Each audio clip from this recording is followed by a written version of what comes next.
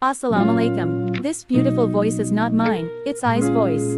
Welcome to my video. I hope you are doing well in life. As you read the title, Why Good Girls Prefer Bad Boys. Some men will easily comment, because bad boys have money, with a haha emoji. For context, I am a bad girl who has never felt love and is also asexual and aromantic. You might think, how on earth can a girl like me, who never has and never will experience love, talk about why average good girls prefer bad boys? I know it sounds stupid, like me sneezing face, but if you're a good girl, there's a high chance you also don't know why you're attracted to bad boys. Still, after reading my explanation, I want you to comment and let me know if you relate to my thoughts. So, shall we continue this journey?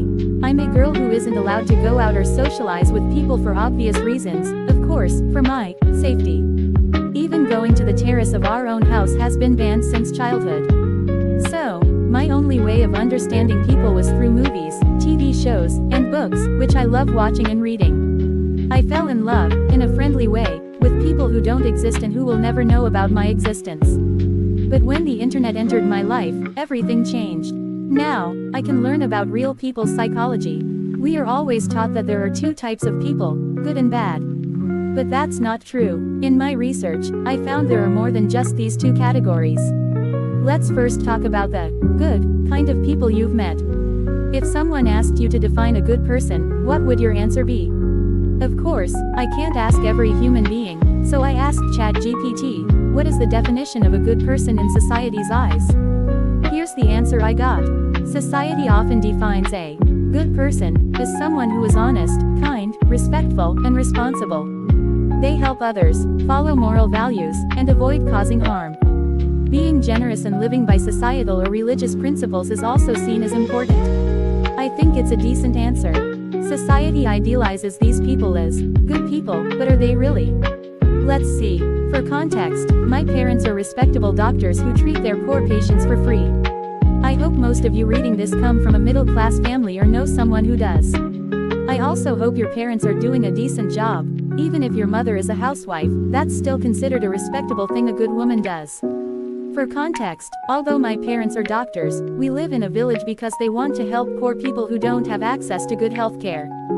So, we don't live a luxurious life. Many assume, because my parents are doctors, we must be rich too. But we live a middle-class lifestyle, alhamdulillah, one where we believe education is the key to success, and reputation is the lock to that success. I think many people don't understand the second part, but I hope we will, inshallah, after reading this completely.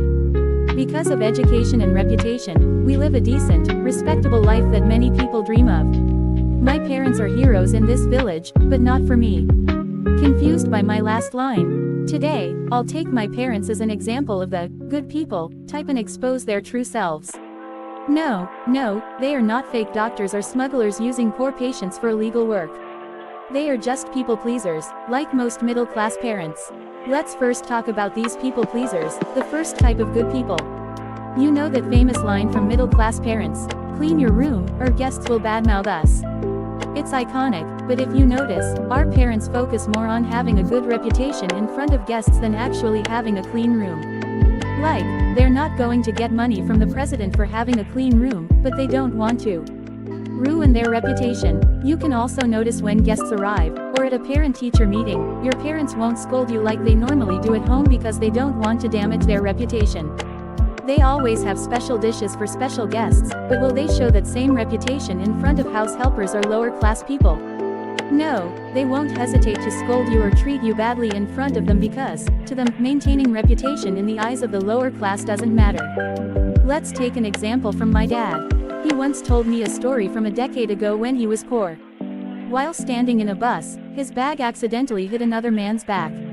My dad apologized, but the man, frustrated, didn't accept it. So, my dad said, if the man wanted, he could hit him back with the bag because he didn't want to continue the argument. The man was stunned and apologized for his frustration, ending the argument peacefully. You might admire my dad's goodness, and so did I. He doesn't like arguments and avoids causing harm, mentally or physically.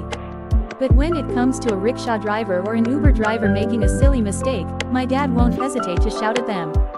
He'll put all his frustration on someone lower than him, like drivers, restaurant staff, house helpers, and especially my mom. Although my mom is an independent, strong woman, my dad never misses an opportunity to insult her in her upbringing, especially in front of strangers, which has shattered her confidence. Middle-class girls like me often see their mothers questioned about their entire upbringing just because they don't know something. Or imagine if our mother loses a small amount of money, how much scolding and bad treatment she would have to endure. If you can't relate, I'm happy for you, alhamdulillah. Now, onto the topic of safety. As I mentioned earlier, my parents don't allow me to go anywhere for safety reasons.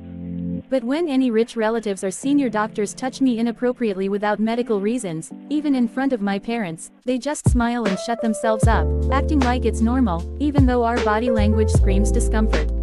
Once, at a wedding, a relative was leaning on my sister, trying to touch her inappropriately.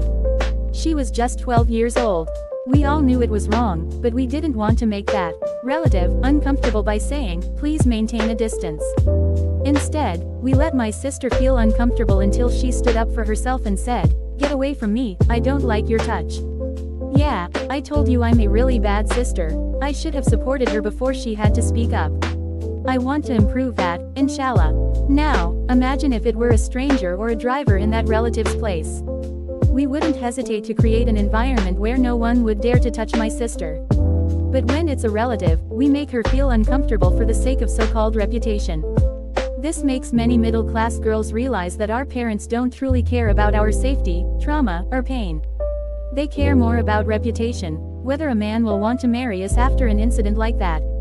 When a relative makes you uncomfortable in front of your parents, they don't care about your safety in that moment. This is what many middle-class, good, girls feel. They are not truly safe in their own homes because of their people-pleasing parents. I hope my beautiful, good girls will realize that it's not goodness, it's just being a people-pleaser, which they might also be becoming. They will crave bad boys who are honest about who they are, who don't care for society's reputation, and who will protect their loved ones first. They don't want a hero who sacrifices himself to save the world, they want a villain who would sacrifice the whole world to save them. They want someone possessive, powerful, protective, and kind only to them. People mistake these girls as good, when, in reality, they can be baddies too, showing their wild side only to their future partner. But because we girls aren't allowed to explore the world and get to know people, we have limited knowledge about trusting and truly understanding others. That's why some boys joke, girls always hurt themselves with bad boys or playboys' tears of joy. They think we're born with a vagina plus a sixth sense to tell us, without dating, whether a guy is good or bad. These boys don't care about hurting girls' feelings, so we shouldn't expect anything from them. Meanwhile, if a girl hurts a boy, she's blamed. If she gets hurt by a boy, she's still blamed. If you're a boy or a man reading this, remember, your good deeds won't matter to God or any deserving girl if you're doing them for reputation or to win her over. When you're genuinely good for no reason other than because you love being kind, it won't hurt you if you don't get anything or anyone in return. What matters most to a genuinely good person is their kindness, not the respect, reputation, or money they earn. I hope these genuinely kind people, though rarer than diamonds, come into the lives of every deserving girl. Bye. Allah Hafiz. Please support my first blog Smiling Face with Open Hands.